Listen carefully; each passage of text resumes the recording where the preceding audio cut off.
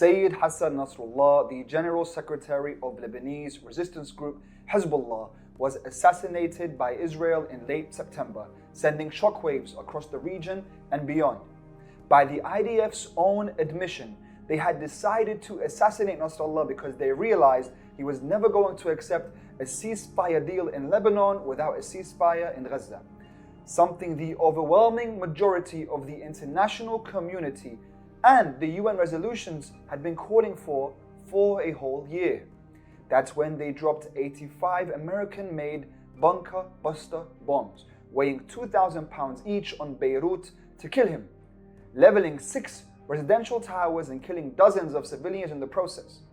The Biden administration described this act as a small measure of justice, but failed to mention any loss of civilian life, despite the irony of American sensitivity to towers full of civilians being blown up, and that the person they had assassinated had condemned both bin Laden and 9/11, though they'd have you believe they were both a type of terrorists that were one and the same, as the head of Hezbollah, which is prescribed as a terrorist organization in both the US and the UK. With Nasrallah's absence, the exchange of fire between South Lebanon and Israel has only become more intense. Israel has spent the whole of October trying to secure the northern border through a ground invasion and have so far failed, resulting in hundreds of dead and wounded Israeli soldiers and dozens of destroyed Merkava tanks in the process, whilst rocket fire into Israel has only increased. If there was any hope that Nasrallah's death would have put an end to hostilities on the border, they were all but destroyed when even Netanyahu's house was recently targeted. Nasrallah the man may have been killed, but his assassination seems to have fiercely spurred on his followers and begs the following question: who is more dangerous, Nasrallah the man or Nasrallah the idea? Who exactly is Hassan Nasrallah? After taking a look at him at face value, you'd be forgiven for wondering why Christians in the region have mourned for him just as much as Muslims have, and why murals are being painted of him across South America. Born in 1960 in a small village in South Lebanon, Nasrallah came from humble beginnings. He spent his formative years studying Islam in the holy cities of Najaf and Qom. Much of this time was spent studying under his teacher and mentor, the previous Secretary General of Hezbollah, Sayyid Abbas al-Musawi, who spearheaded the formation of Hezbollah as a movement to resist the Israeli occupation of Lebanon, which began in 1982, after Israel had already invaded Lebanon once before in 1978. Sayyid Abbas fought against the Israeli occupation for 10 years and eventually became the leader of Hezbollah, who the Israeli army decided to get rid of. In 1992, Israeli Apache helicopters fired missiles at Sayyid Abbas's family vehicle as he was driving in South Lebanon, killing him along with his wife and 5-year-old child.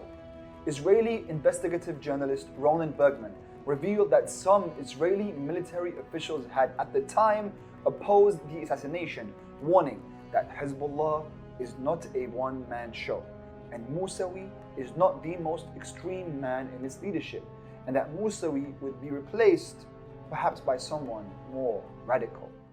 It was the death of his mentor that prompted Sayyid Nasrallah to return to Lebanon from his scholarly duties and take up the leadership role of Hezbollah. Nasrallah was able to successfully fill the shoes of his predecessor, as his leadership galvanized an unprecedented number of troops and oversaw new tactics of guerrilla warfare against the Israeli army.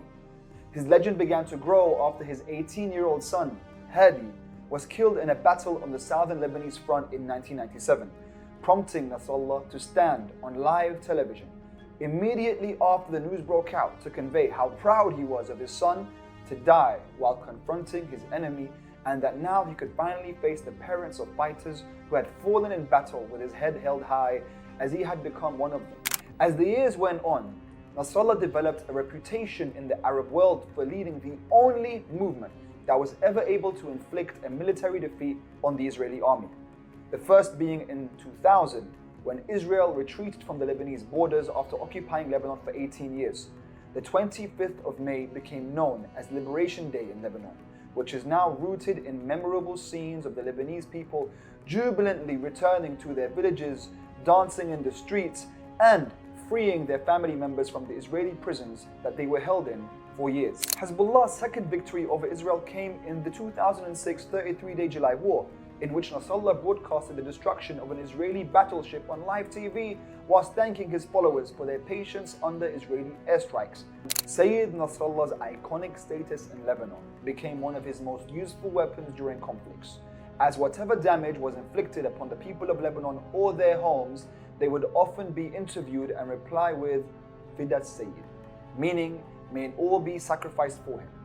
These comments were made thousands of times over the years by widows, orphans, and mothers and fathers who lost their children in airstrikes or wars. Sayyid Nasrallah acknowledged this sentiment from his people and this symbolism, and in a 2007 speech said the following to his support base: "Because of our Arab culture, you sometimes express yourself by saying Fidat Sayyid, but what you are truly expressing is your support for the resistance, because you know that it is myself and my soul and my children who are sacrificed for all of you." And this was the way in which he built a bond between himself and his support base. The Nasrallah phenomenon continued to grow during his lifetime as he increasingly became likened to a modern-day Che Guevara. Legendary journalist Robert Fisk commented on Sayyid Nasrallah's combination of religious and political rhetoric, and he said that along with a fierce charisma, it allowed him to project an image of authority and resilience, so much so that he talks as if he's the Lebanese president.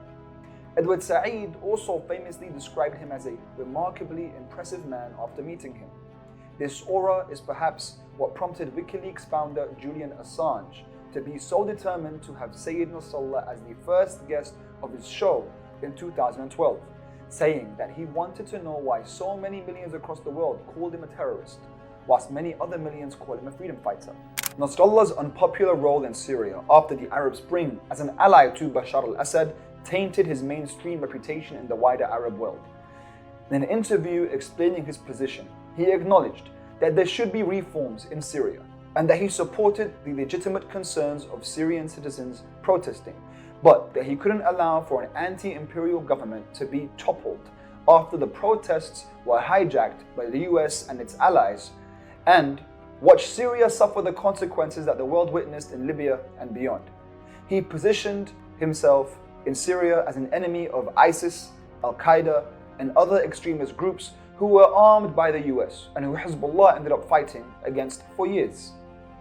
He was able to gather popular support from Syrian Christians who were having their churches targeted by ISIS, prompting many of his fighters to take pictures that eventually went viral online as they lit candles in churches by the statues of Lady Mary and Jesus Christ, once again breaking religious stereotypes and borders. Much of the Syrian conflict was painted to be a sectarian one, which Sayyid Nasrallah never accepted.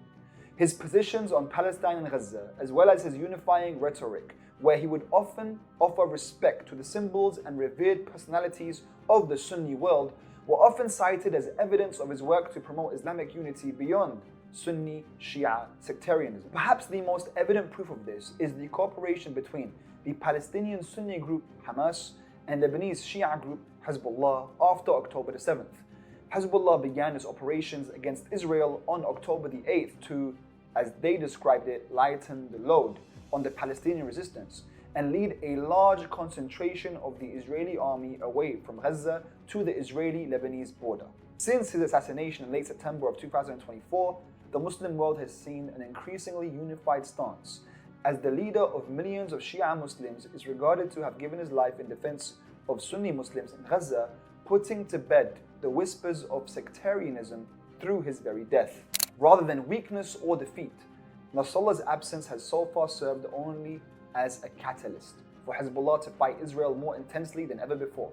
as they introduce new weaponry into the battlefield on a weekly basis. The followers that used to say, "May our homes be sacrificed for Sayyid Nasrallah," are now saying, "May our homes be sacrificed for the soul of Sayyid Nasrallah," as it becomes increasingly evident that through his assassination, Hassan Nasrallah, the individual, has transformed into an idea that Israel simply cannot escape nor seem to be able to kill.